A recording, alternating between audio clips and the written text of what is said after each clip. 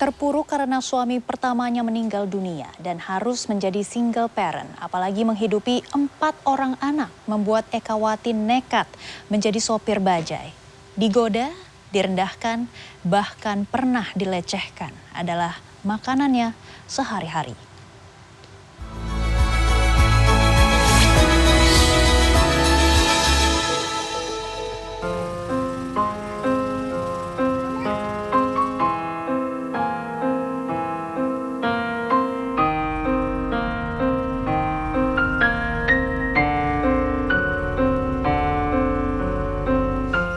Namanya nasib orang nggak tahu ya.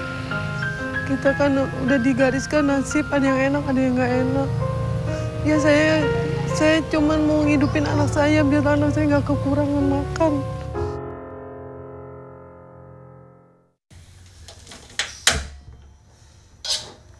Hari masih pagi, namun kesibukan sudah mulai terasa di kamar kontrakan di Jalan Tambun Ngerengas nomor 4 Kelurahan Cakung Timur, Kecamatan Cakung, Jakarta Timur.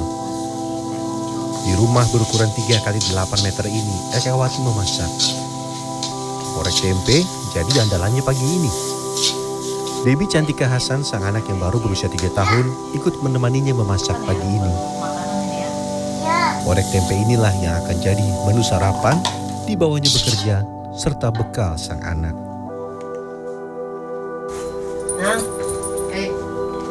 Tidak berapa lama ia membangunkan anak keduanya, Prayoga Iswari, untuk berangkat sekolah. Selesai mempersiapkan anak-anaknya, pekerjaan lain telah menanti. Wati mulai mencicil tumpukan pakaian kotor miliknya dan milik anaknya yang paling kecil. Sementara pakaian anak-anaknya yang lain telah dicuci masing-masing. Wati mempunyai 4 anak dari suami pertamanya yang meninggal dunia.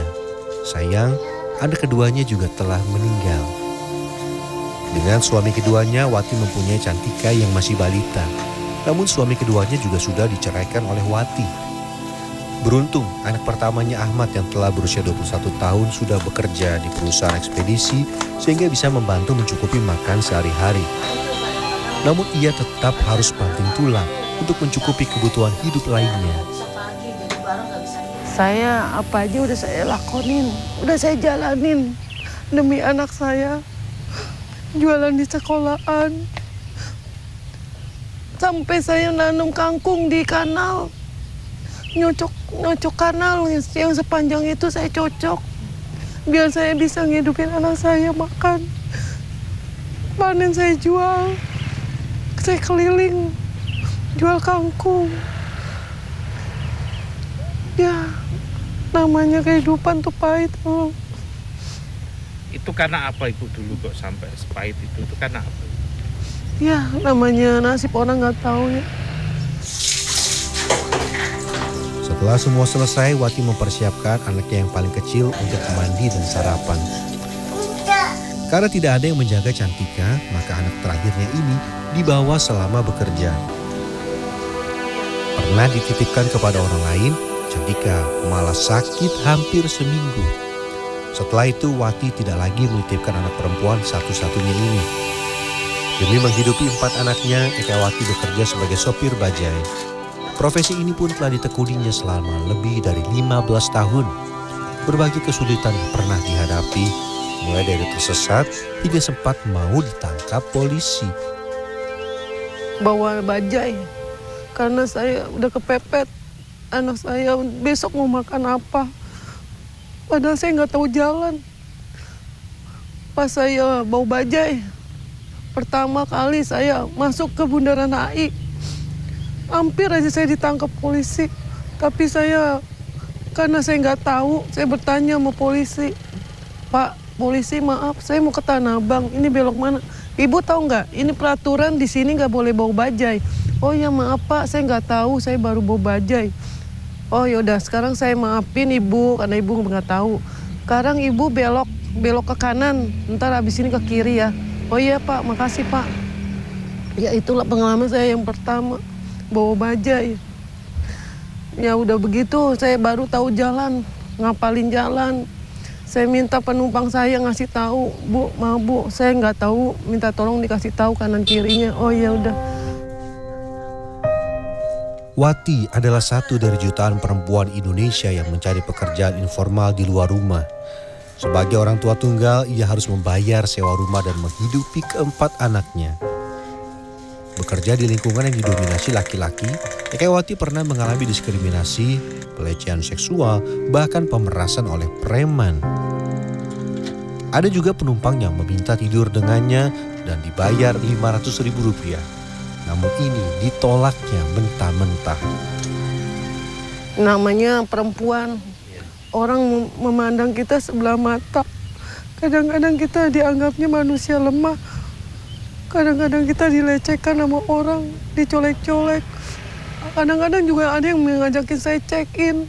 Tapi saya mikir anak saya, untuk apa saya begitu? Saya bilang, saya cukup untuk ngasih makan anak saya nggak perlu uang. Yang penting saya halal, saya ngasih uang anak saya.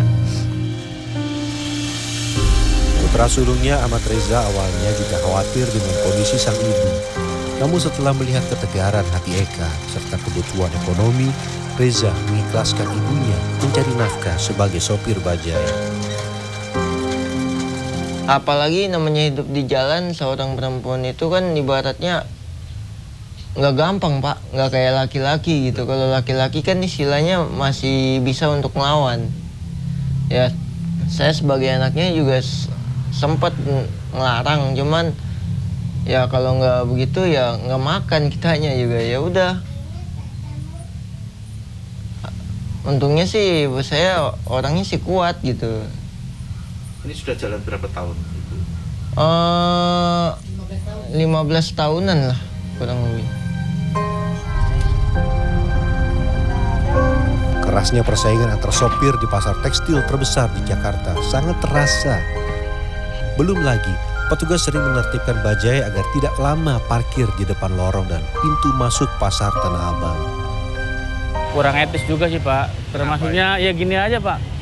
Ya sebenarnya perempuan kan mestinya di rumah, tinggal melayani suami lah. Tapi di sini buat cari rezeki sama-sama. Kasihan juga sih, Pak. Tapi memang keras, Mas. Iya, keras. Jakarta itu keras, Pak. Memang antar laki-laki sendiri sampai berebut gitu sangat mungkin. Ya bisa jadi juga, Pak, kalau gitu mah. Soalnya persaingan ya di kendaraan itu, Pak, repot juga, Pak. Benar. Memang pendapatnya sehari sampai berapa? Ya tergantung juga, Pak.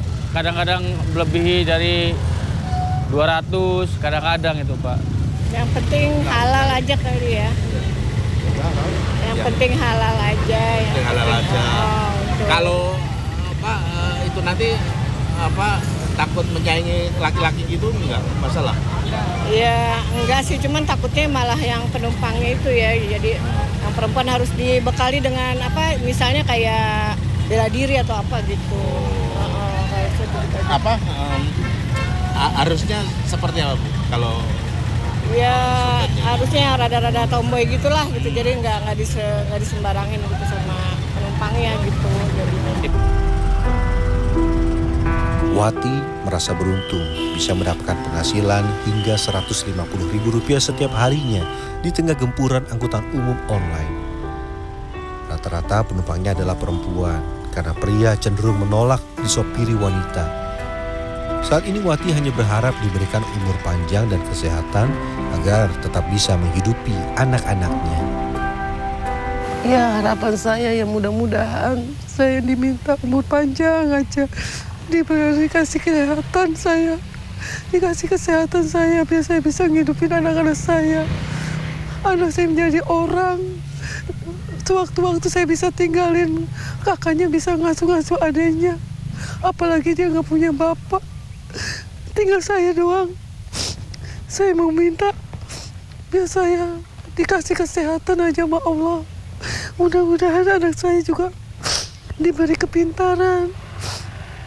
Nggak ngelawan sama mamanya. Mudah-mudahan jadi anak yang soleh. Menurut data Badan Pusat Statistik Nasional atau BPS pada tahun 2022, sebanyak 12,72% wanita menjadi tulang punggung keluarga. Sebagian besar berada di perkotaan.